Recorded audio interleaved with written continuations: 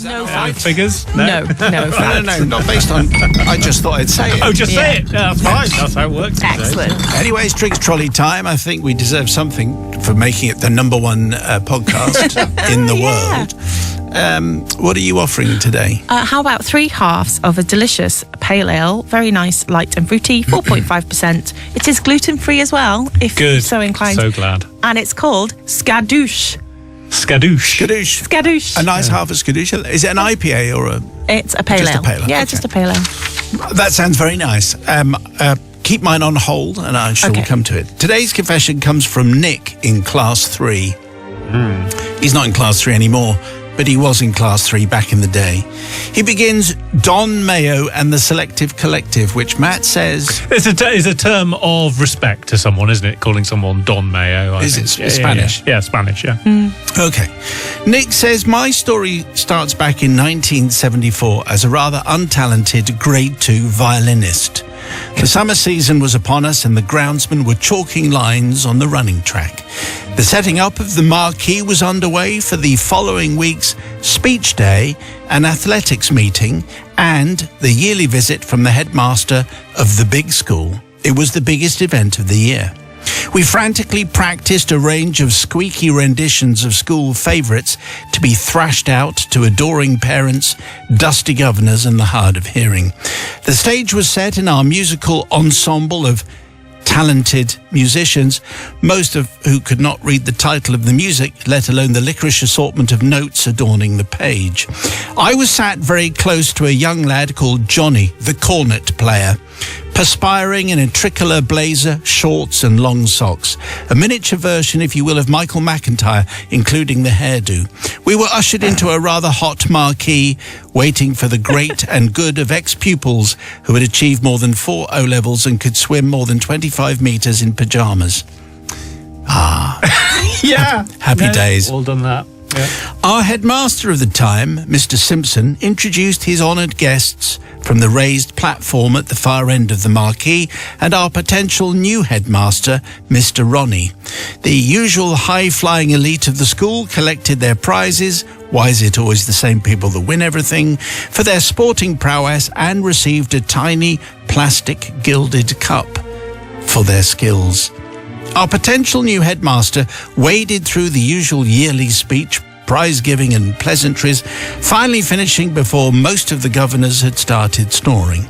The conductor's baton was raised. Silence fell across the audience, only to be broken by the chaplain's Labrador, letting one go under his chair. Definitely the Labrador. Okay. Yeah. What's the chaplain bringing his dog Yeah, into well, speech day for? Our first rendition could have been any of the classics, as we all seem to be on different pages. Little Johnny to my right was wetting his lips in anticipation of his solo performance of the national anthem to be played on the cornet. Speeches and awards ceremony over. Mr. Smith, the music master, rallied the troops and nodded to Dave Sloggett in the percussion section. It was Johnny's moment. The entire school stood. They got on their feet. He raised the cornet to his lips and blew. It was at this time I contemplated my life, my future, and that of my future family and relatives. As the violinist amongst you will know, back in the 70s, we had a small foam pad or chin rest to keep the violin comfortable whilst playing. Everyone had one apart from me, because whilst Johnny was looking away, I jammed my cushion up his cornet, rendering it unblowable. A sentence I don't think I've ever said before. He tried in vain to squeeze a few notes out, but it sounded more like a tugboat leaving Plymouth Sound. The realization began to show on his now puce face, like your granny blowing up a balloon at Christmas. A strange hush came over the audience, and I gave the usual reaction, a shoulder shrug and total denial of any involvement in this unfortunate incident. We proudly limped on whilst poor Johnny was in floods of tears next to me. The day came to an end and I was hauled up in front of the head teacher and Mr. Smith, the music teacher. I explained due to the proximity of the cornet to my right ear, it would probably cause me total or partial deafness, none of which seemed to wash with either of them. Health and safety wasn't a thing in 1974. I was made an outcast for days and had to attend the headmaster's office every day for one of those 70s punishments that were considered okay back then. It was fine, wasn't it? Yeah. But not considered okay now. I never played the violin again. Over 40 years later, that day still haunts me, and every time the national anthem is played, Wow. I see the look on poor Johnny's face. I ask forgiveness not from the Radio Collective Quartet, but from Johnny, whose world was shattered in seconds, his parents and the school. It was a rash decision at the time, and one I now regret. Still makes me smile a little all those years later. Probably won't get any sympathy, but it has troubled me all these years, and I felt it was time to share that fateful day and put it to rest, or put it on the chin anyway. From Nick in Class 3, with a shocking confession about what you can do with a little padded bit on the corner of a violin, particularly if you're sitting next to an annoying cornet player. Sister Susie. Well, did he really deserve it? I don't know. It's just he was only young though, wasn't he? So maybe he didn't know any better. And just for the line, jammed my cushion up his cornet. I quite enjoyed that. I like it. Maybe it's just because it's Monday, but I feel like if he's thought about it this much over the years, then maybe he doesn't need any forgiveness because it stayed with him. So he learned his lesson. So for that reason, I'm going to forgive. I think the whole confession revolved around the sentence, I jammed my cushion up his cornet, rendering it unblowable. Yes. Brother Matthew. Yes, for that alone, I'm going to forgive. But I'm also going to forgive because, he was punished at the time, wasn't he? So he served his time, did the crime of the cushion up the cornet, and it's all spent now. So that all seems fine. And also, wasn't it up to Johnny to look after his cornet? Look after your cornet, and a cornet will look after itself, in the words of Andre Previn. Is that right? So for all those reasons, because Robert De Niro is waiting, I go to forgive. Just before the news, a confession from 1974.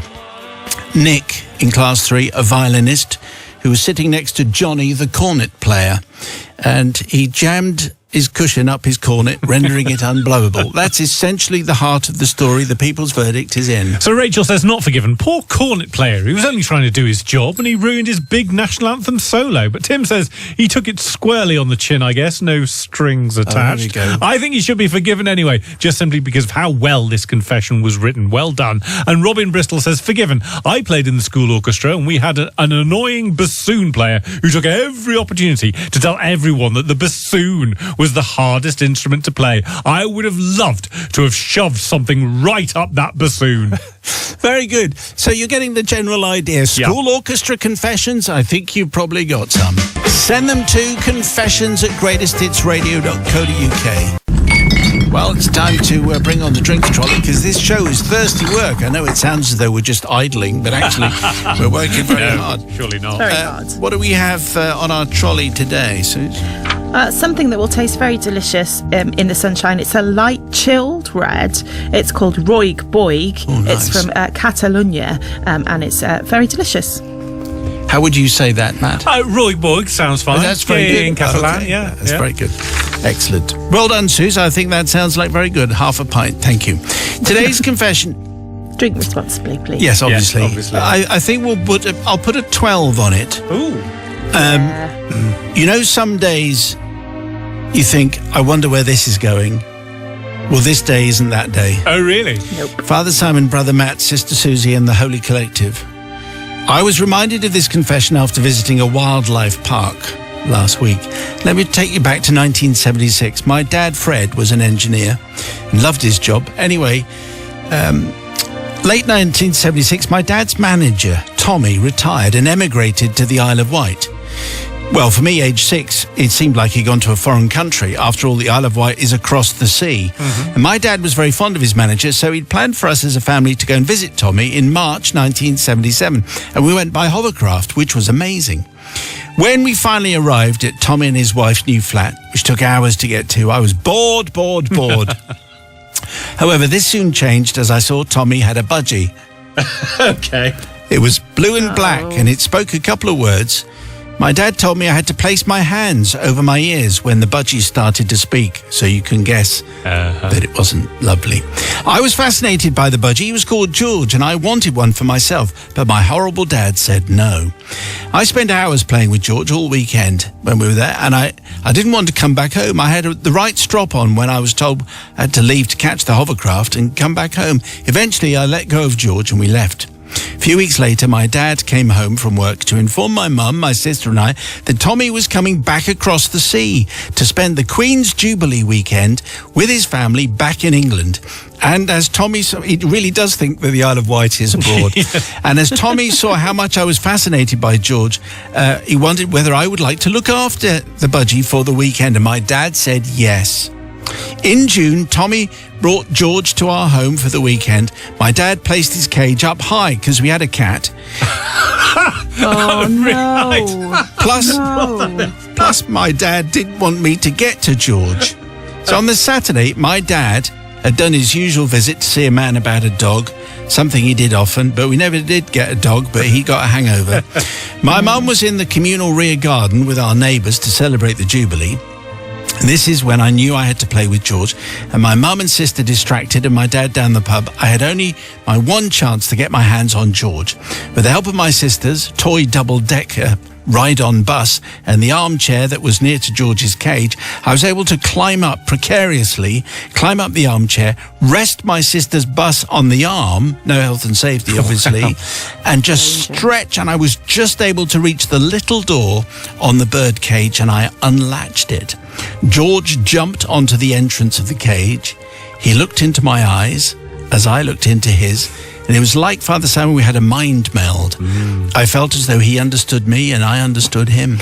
He then turned his little head as I did mine, and we both saw the big wide sash window was fully open. We noticed this at the same time. It was then a race to see who could get to the window first. Was it me or was it George? I leapt and I managed to slam the window shut a fraction of a second before George, so consequently there was a bang as George flew into the glass. He then dropped to the floor, lifeless. Well, what was I to do? After a few minutes to compose myself, I picked George up and I put him back in his cage and laid him on his sandpapered floor. I pulled down the cover over the cage and left him to go and see my mum, sister and neighbours and enjoy the Jubilee street party, flags, jelly, trestle tables and yay. The next morning I was woken by my dad shouting to my mum, Mandy, there's a bloomin' budgie and it's dead. What can we do? My mum says, let's go buy a new one. My dad says, where on a Sunday can I buy a blue and black budgie that swears a lot? We'll have to tell Tommy we found him like that when we woke up in the morning. As we had no idea where Tommy and his wife were staying, we had to wait for them to come and collect George later in the day. My dad didn't want to be there when Tommy arrived as he felt guilty, so instead he went to see another man about another dog. Tommy came to collect George later that day. My mum had to pass on the sad news that George had died in his sleep during the night. Tommy was very upset by this, but said it wasn't our fault. It was. Father Simon, I seek forgiveness to Tommy and his wife and to my mum, who had to inform Tommy all by herself that George had died. Not from my dad, who thought seeing a man about a dog was more important. Even now, some 48 years on, we're still waiting to get a dog.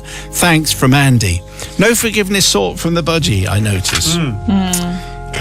Which is, I think, a little bit callous. But anyway, probably just an oversight, I think, from Andy. The budgie was never going to make it out, but I think he was genuinely trying to do the right thing, and that's why we think it's okay to broadcast this confession, because he was trying to stop the budgie from flying out the house.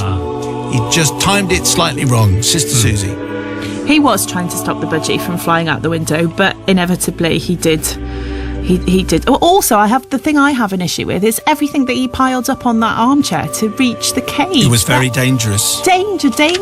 Oh, yes, high voltage. And therefore, I just think for that reason alone, you could have been injured as well as the budgie, and for that reason, I can't forgive you. Yeah, I thought that's what Susie was going to say. What do you say, Brother Matthew? I'm going to forgive. Actually, it was... the budgie took his chance, didn't he? The budgie saw the open window, decided I'm going to go for the window, but didn't get there in time, and that's the risk you take. It's the dice you roll when you're a budgie trying to escape. Sometimes it works, sometimes it doesn't. Also, don't stare into the eyes of a budgie because it might read your mind. Yes, and mind meld. That definitely works.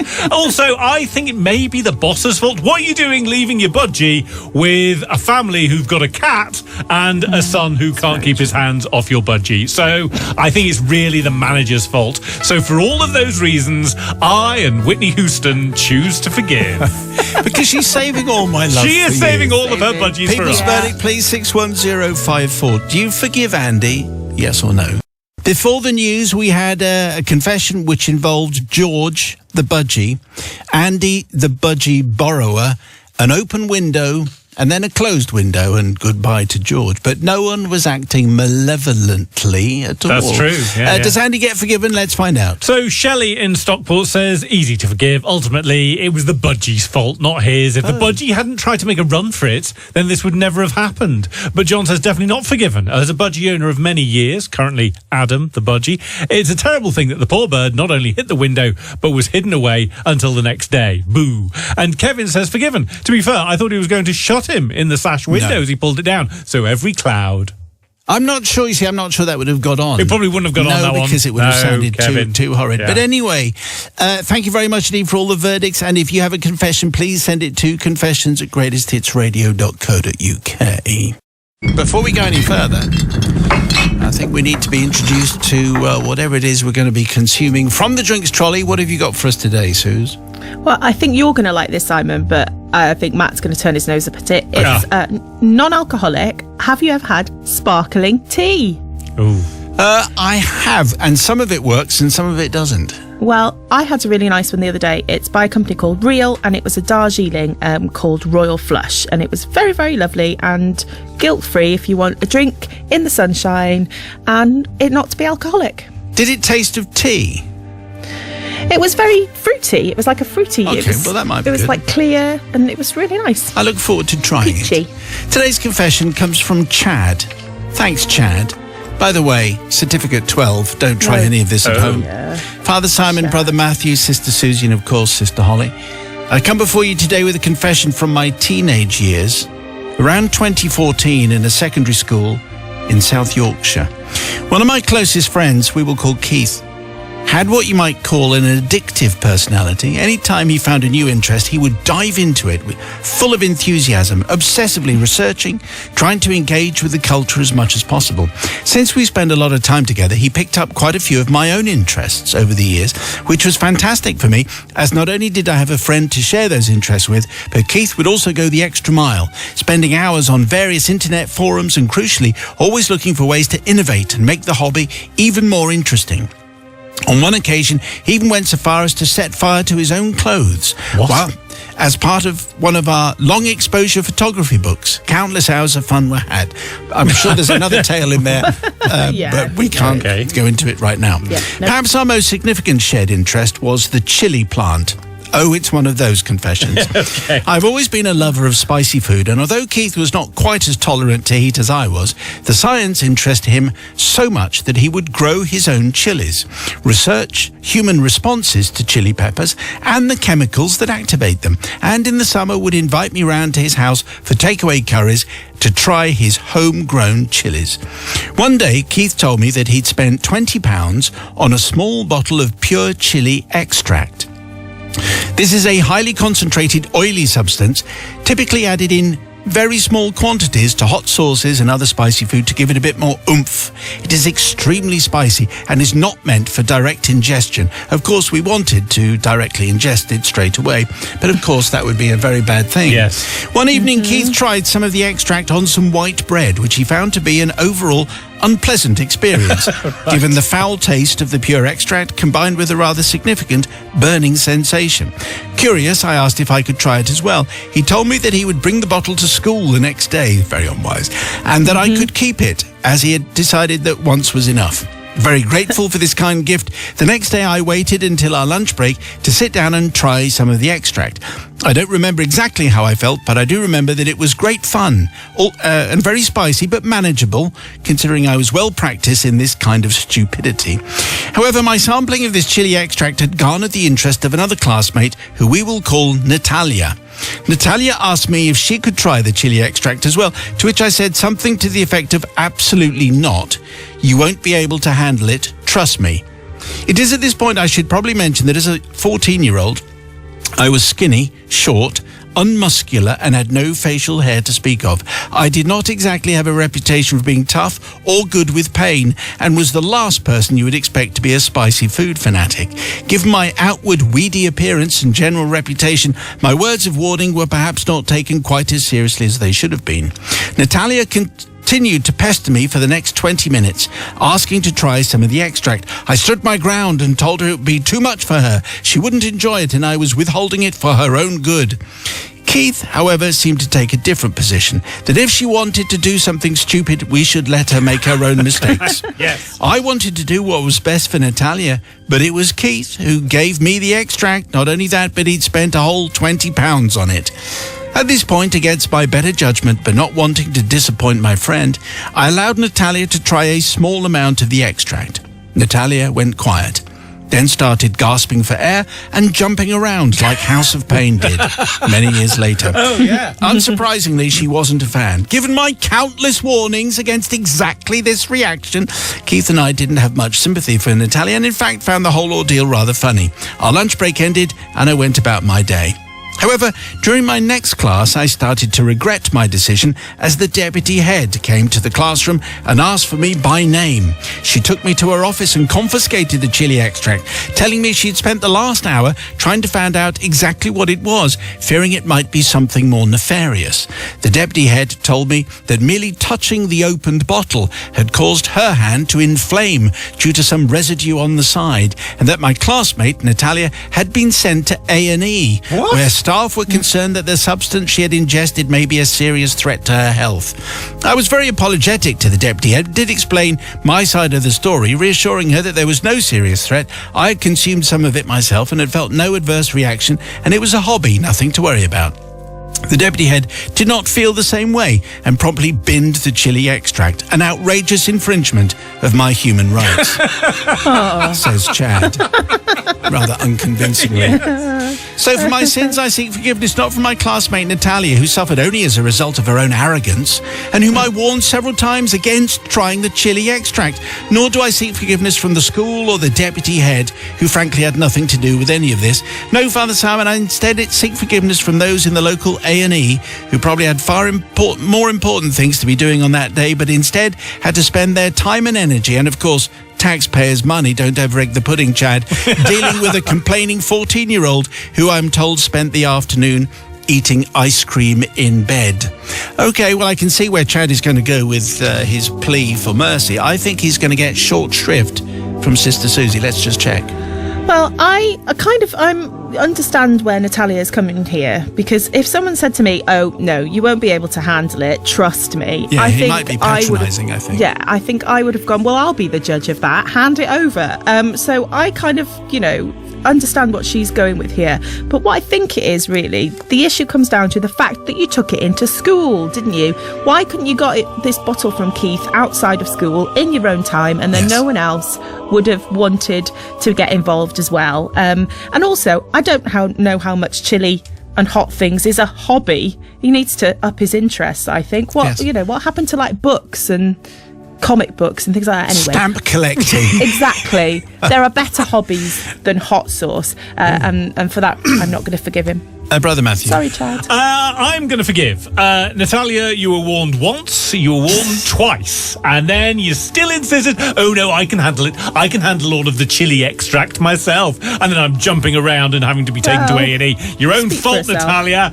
Couldn't handle the heat. Stay out of the kitchen involving the chili. And so, yes, I'm definitely going to forgive. Also, the deputy head, I got a reaction from just handling the bottle. Do get over yourself, deputy head. I'm not buying that for a moment. Yes, I'm going to forgive. He can take his bottle where he likes. Yes, definitely forgive. The people's verdict, please. 61054. Do you forgive Chad? Yes or no? And just before the news, we had a confession from Chad, who had a friend, Keith. They both loved chili sauce. As it turned out, Natalia and the deputy head and the local A&E department liked it just a little less. The people's verdict is in. Here we go. Forgiven, says Ian in Sidcup. She was warned. Such silly behaviour. If someone says something is spicy, it probably is. But Sarah in Surrey says not forgiven. Saying to someone, well, I don't think you can handle it, is obviously going to incite that person to say, yes, I can, and I will. If he wasn't so patronising, this wouldn't have happened. That may well be true. And Tim from Sutton Coldfield says, forgiven. She was warned several times, but insisted on trying the sauce. Served her right. Also, I'm sure the nurses, as busy as they are, may have had a little giggle over all of this. Also, I was just wondering if Brother Matt and Sister Suze continue their forgiven, not forgiven arguments off air. That's another sub-feature for you there, Simon. Just asking. Okay, yes, well, we'll continue that and bring it to you in an extra podcast edition, maybe. That's what a good idea. That's a very good idea. Your confessions, please send them to confessions@greatesthitsradio.co.uk. After 6 o'clock, vegan meatloaf with exotic chutneys. What more could anyone ask for? Well, there goes the drinks trolley. Time to grab something just to whet our appetite. What are we taking today, Suze? Well, you might want to keep this one till after the show, but I've gone for a whiskey mac. Okay. Or a whiskey MacDonald, which is basically Scotch whiskey and ginger wine or ale with some lemon zest.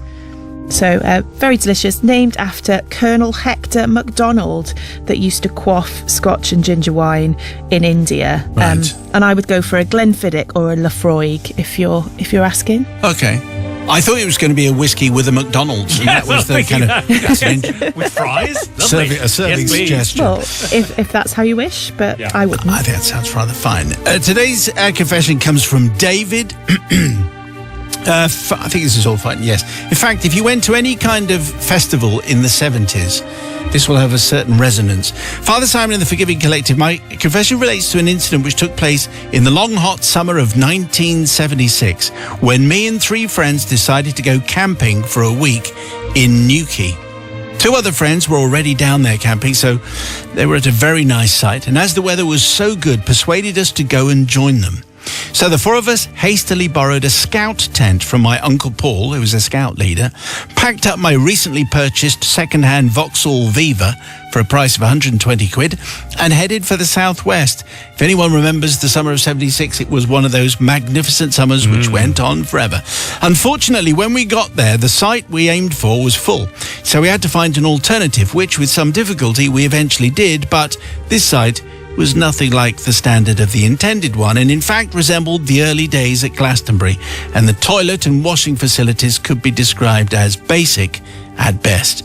Every morning there was always a long queue for the toilets, and they became known as the toilets with seats that never got cold. Oh, Oh, One in, no, one no. out. One in, one out. The site was also as a hot seat handover. Yeah. In fact, Oh, hot seat handover. imagine. Oh, this is still warm. The site, that's always a rotten feeling, I always think. Yeah. The site was also very crowded, but we found a space and pitched our borrowed scout tent with some difficulty for us virgin campers. We had another bunch of lads from a church youth group who were singing in a tent off to the left of us, and a very nice couple of hippies who weren't singing to the right. The weather was great, the beaches were good, and in the evening we made our way back into town enjoying the facilities. After a few beverages, we made our way back to the site and camped down for the night. As we lay in our sleeping bags, a loud shout of "Wally!" could be heard in the distance, shortly to be followed by another shout of "Wally!"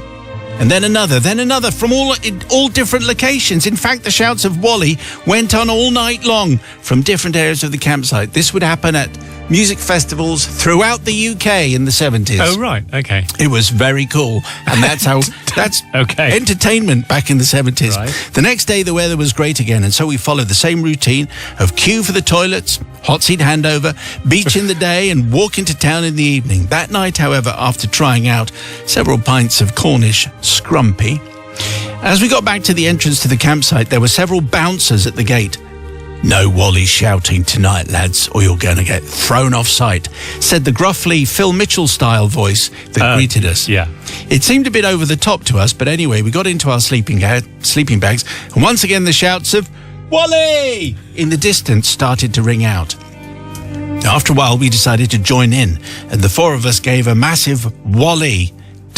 I know this sounds weird, but it's the 70s. Yeah, it's great. Well, much laughter ensued. Then a few minutes later, the church lads in the tent next to us decided to interrupt their hymns, choruses and kumbayas with a shout of, "Wally!" No sooner had they completed their tentative shout than the bouncers pounced on them with their torches in hand and said, "Right, we warned you about Wally shouting. You lot are off-site." "But we're Baptists," said one. "From Eastbourne," said another. "Could we just do Amazing Grace one more time?" said the... "No chance," said Phil Mitchell. Anyway, then the effects of the scrumpy took over and we didn't pay any more attention until the next morning when we realised there was a space next to us where the other lads' tent had been, and it was obvious they had indeed been thrown off site despite being Baptists. We chatted to other campers about the incident and about what the origins of the Wally shouting might have been, although we never got to a conclusion. I think it started at Nebworth because I looked it up. Father Simon and Tim, I'd like to ask forgiveness for keeping other normal campers awake with our late night Wally shouts, but also for drawing attention to the Wally hunters with our shout, which ended with the fine bunch of church lads in the tent next to us interrupting their praise by being thrown off the site and potentially ruining their holiday in that wonderful long hot summer of 1976. I'm sure they will forgive me. But will you? That is the question. Well, I mean, that's actually quite interesting because they would definitely say yes. I'm sure, well, maybe they wouldn't. Maybe they're bitter and twisted. Who knows? It's a long time since the summer of 76. Let's see if we get inspiration from Sister Susie. Well, I do like a bit of camping and a festival, and there's still lots of shouting that happens at Glastonbury. Does anyone shout Wally at Glastonbury? I don't think I've heard Wally. Maybe I should bring it back this year and try and start it off again. There's lots of like oggy oggies and oi oi ois and all of that jazz, and just generally cheering and Mexican waving and screaming and shouting. So it's all nice and fun, and I do like that side of it. And I kind of understand where David's coming from here, because he didn't really do anything, but I kind of do feel a bit sorry for who wants to be kicked out of the campsite overnight. Apparently it started. Can you imagine packing a tent down in the dark? And when you're a Baptist from Eastbourne. Yes. Exactly. The 1970 Isle of Wight Festival is apparently where it started, and then it carried on at Nebworth and carried on through the 70s. Such fun. Such fun, but I can't forgive you, because if it was me that had to pack my tent up in the middle of the night, I wouldn't be best pleased. So no forgiveness. So I'm going to forgive because, the Baptists, they knew the rules and they broke the rules. So, not very holy, were they? Shouting out Wally and, ruining it for everyone, as always with the Baptists. So, yes, definitely forgiving. And Wally and the hot seat handover, saw them live. Very good. So for all those reasons, I'm going to forgive John Sagada. You're going to forgive John Sagada? You're just going to make a reference for no reason. Yeah. People's verdict, please, for David 61054. We should probably call him Wally, really. People's verdict, forgiven or not? What do you say? But just before the news, we had a little confession from David, who, along with some of his fellow campers, recklessly allowed some Baptists from Bournemouth to be evicted into the wild streets just for their shouts of Wally. Anyway, the people's verdict is in, and here it comes. So Ricky in Balham says forgiven. They may have been Baptists, but they still got involved with the Wally shouting. They should have known better. Lucy in Leighton Buzzard says not forgiven. People keeping everyone up at night shouting sounds incredibly frustrating. Yes, it does. I would be so annoyed. And Sam in Stratford says forgiven. It was just a bit of fun. Not their fault that they got caught. By the time the 90s had arrived, people were shouting a much worse word than Wally. I remember this going on all night at the V Festival in 1996. Okay, that's interesting, and I don't want to ask anymore. Anyway, festival confessions, I think that will be very good. Baptists, I'm sure you have a few things to confess. And campers in general. Send them to confessions@greatesthitsradio.co.uk. Another set of confessions for you next week, and a brand new confessions podcast will land with you tomorrow.